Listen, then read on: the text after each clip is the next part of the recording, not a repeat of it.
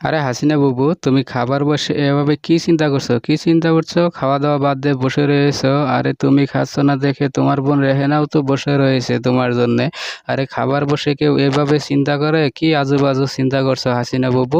আমাদেরকেও বলো, তুমি আমরাও শুনি তুমি কি চিন্তা করছো। কি করব মোদি ভাই, বাংলাদেশে টানা 17 বছর আমি প্রধানমন্ত্রী ছিলাম, আর ছাত্রদের গণ আন্দোলনে আমাকে স্বৈরাচার অপবাদ দিয়ে বাংলাদেশ থেকে তাড়িয়ে দিয়েছে।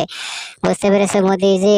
অনেক অনেক কথা মনে পড়ছে, বাংলাদেশের স্মৃতি, আমার বাবার স্মৃতি, এসব কথা মনে পড়ছে। এসব কথা মনে হলে কি ভালো থাকা যায় মোদিজি বলো? এসবই তো টেনশন আমার।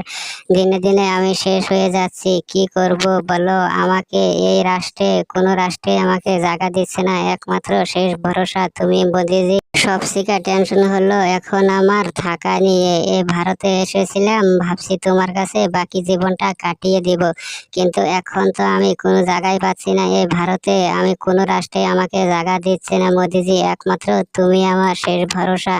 তুমি আমাকে বাঁচাও মোদিজি, তুমি যদি না বাঁচাও আমি কোথায় যাব বলো আমাকে? আর কোনো রাষ্ট্রেই জায়গা দিচ্ছে না মোদিজি, কি করব? এসব টেনশন নিয়ে আমি দিন দিন শেষ হয়ে যাচ্ছি। আরে হাসিনা বাবু, তোমাকে থাকতে দিব বলেই তো আমি তোমাকে ভারতে প্রবেশ করতে দিয়েছি। আর আমি একা বললে তার হবে না হাসিনা বাবু, আমার নেতাদের সাথে কথা বলতে হবে।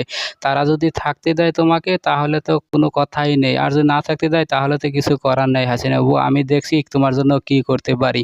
তুমি আগে খেয়ে নাও, মমতা দিদি হাসিনা বাবুকে খাবার দাও, তাড়াতাড়ি খাবার দাও। তুমি হাসিনা বাবু খেয়ে নাও তাড়াতাড়ি। আরে হ্যাঁ মোদিজি, আমি দিচ্ছি হাসিনা বাবুকে। হাসিনা বাবু নাও, তুমি তাড়াতাড়ি খেয়ে নাও। আরে তুমি কোনো চিন্তা করো না, মোদিজি যখন তোমার দায়িত্ব নিয়েছে টেনশন করার কোনো দরকার নেই। তুমি আগে খেয়ে নাও, তোমার জন্য রেহেনাও খাওয়া বাদ দিয়ে দিয়েছে। তুমি আগে তাড়াতাড়ি খেয়ে নাও, মোদিজি একটা ব্যবস্থা করে দিবে তোমাকে। বুঝতে পেরেছো? ঠিক আছে মমতা দিদি, তাহলে তুমি আমাকে ভাত দাও, আমি খেয়ে নিই। আর রেহেনা, তুমি খাওয়া দাওয়া বাদ দিয়েছো কেন? আরে তুমিও খাও। আরে মোদিজির কিছু লাগবে নাকি? মমতা দিদি তুমি দাও, আর মমতা দিদি তুমিও খেয়ে নাও আমাদের সাথে। আর ভাই যারা ভিডিও দেখছো লাইক করো, শেয়ার করো, চ্যানেল সাবস্ক্রাইব করো।